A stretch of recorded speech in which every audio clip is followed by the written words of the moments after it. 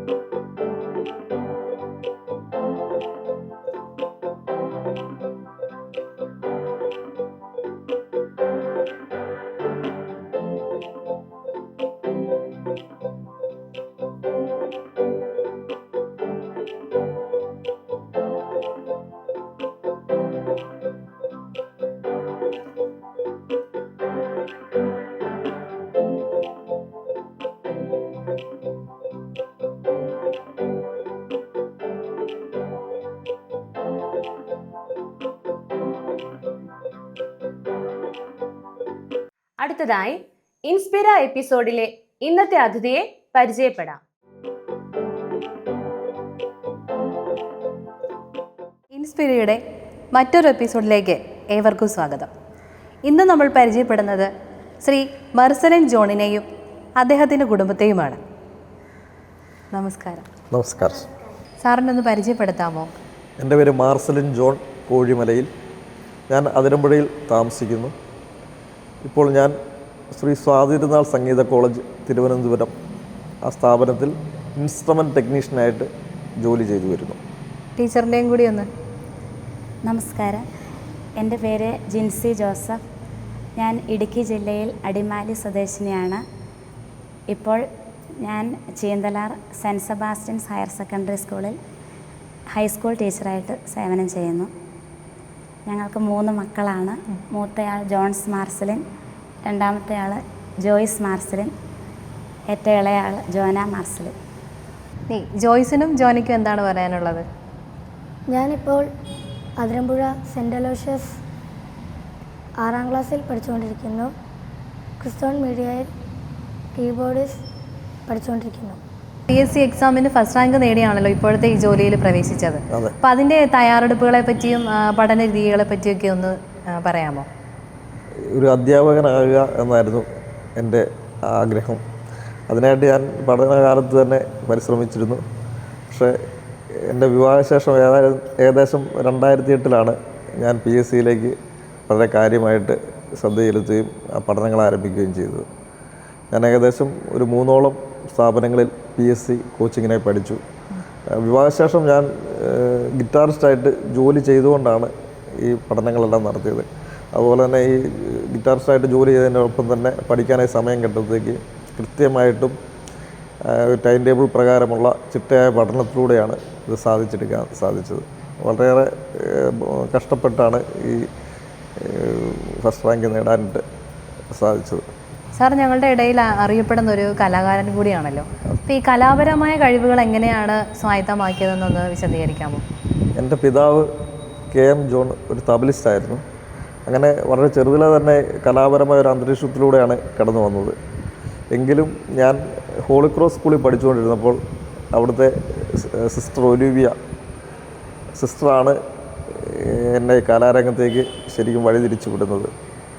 അങ്ങനെ sister school തലം മുതൽ ആദ്യം തബലയിലായിരുന്നു എനിക്ക് പരിശീലനം നൽകുകയും അങ്ങനെ കലോത്സവങ്ങളിലൊക്കെ പങ്കെടുപ്പിക്കുകയും ചെയ്തു. പിന്നീട് ഞാൻ ഗിറ്റാറിലേക്ക് തിരികുകയും ഗിറ്റാർ അഭ്യസിക്കുകയും ചെയ്തു. അങ്ങനെ പ്രൊഫഷണൽ രംഗത്തേക്ക് കടന്നു വന്നു. സാർ ഇടവകയിൽ ഇപ്പോഴും വളരെ സജീവമാണല്ലോ. അതെ. അപ്പോൾ സാറിൻ്റെ വളർച്ചയിൽ ഇടവകയ്ക്കുണ്ടായിരുന്ന സ്വാധീനം എത്രത്തോളം ആയിരുന്നു എന്ന് വിശദീകരിക്കാമോ? ഞാൻ വളരെ ചെറുപ്പത്തിൽ തന്നെ പള്ളിയിലെ കൊയറിലൂടെയാണ് പള്ളിയുമായി ബന്ധപ്പെട്ട് പ്രവർത്തിച്ചു വന്നത്. പിന്നീട് KCYM അതുപോലെ തന്നെ തിരുബാർ സംഘം, മിഷൻ ലീഗ് എന്നീ സംഘടനകളിലൂടെ പ്രവർത്തിക്കുകയും പിന്നീട് ഇപ്പോൾ മതാധ്യാപകനായിട്ട് പള്ളിയിൽ സേവനം ചെയ്തു വരുന്നു. വിഷൻ 2040യുടെ ഏറ്റവും പ്രധാനപ്പെട്ട പദ്ധതിയാണല്ലോ സമ്മർ ഫെസ്റ്റ് സീസൺ 1. അതെ. അതിൻ്റെ പിന്നണിയിൽ സാർ വളരെ സജീവമായിട്ടുണ്ടായിരുന്ന ഒരാളാണ്. അതെ. അതിനെക്കുറിച്ചുള്ള സാറിൻ്റെ വീക്ഷണം എന്താണ്? സമ്മർ ഫെസ്റ്റ് സീസൺ 1 നമ്മുടെ മിഷൻ 2040യുടെ ഒരു പ്രധാന പദ്ധതികളിലൊന്നായിരുന്നു.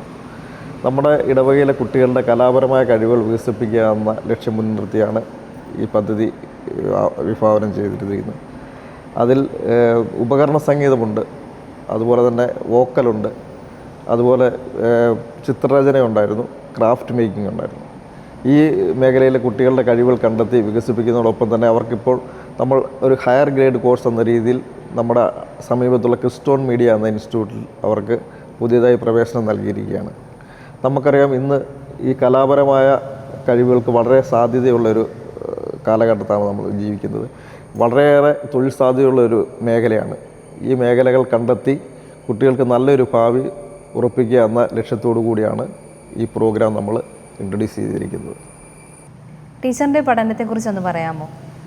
BSc B.Ed ബിരുദധാരിണിയായിരുന്ന ഞാൻ വിവാഹശേഷം മൂത്ത കുഞ്ഞിന് 2 വയസ്സുണ്ടായിരുന്ന സമയത്ത് പാലാ സെൻറ്റ് തോമസ് കോളേജിൽ MSc കെമിസ്ട്രിക്ക് ചേർന്ന് പഠിക്കാൻ സാധിച്ചു. അതേ തുടർന്ന് രൂപതയുടെ സ്കൂളിൽ ജോലി നേടാനും സാധിച്ചു.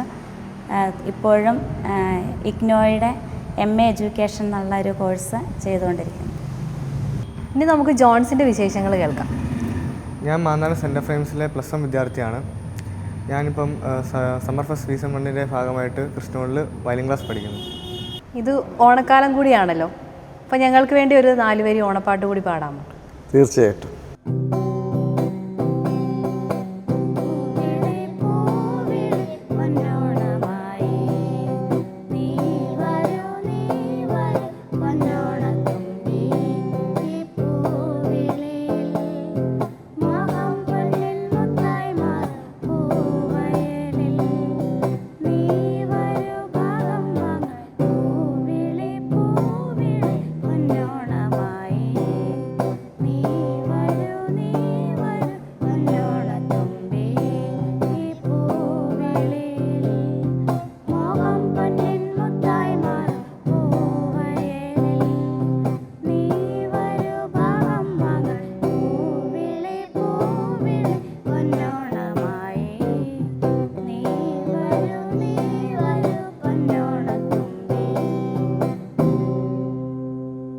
ഇന്നത്തെ ഈ എപ്പിസോഡിൽ അതിഥികളായി എത്തിയ ബർസലിൻ സാറിനും കുടുംബത്തിനും ഒത്തിരി നന്ദി. നന്ദിയുടെ ഒരു പാട്ടുകൂടി പാടി നമുക്ക് അവസാനിപ്പിക്കാം.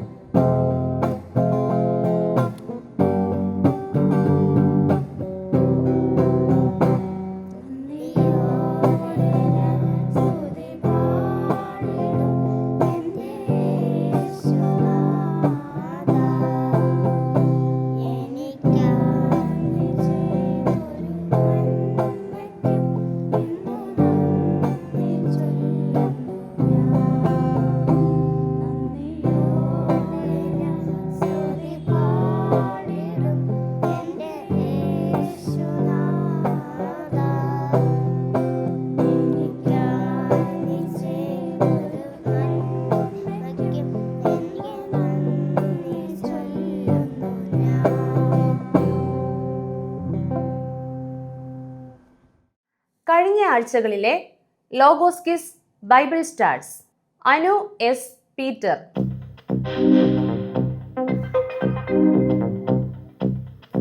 ജെസി ജോൺ,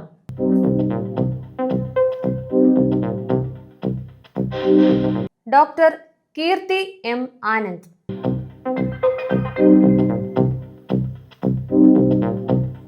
ലീന മറിയം മാത്യു.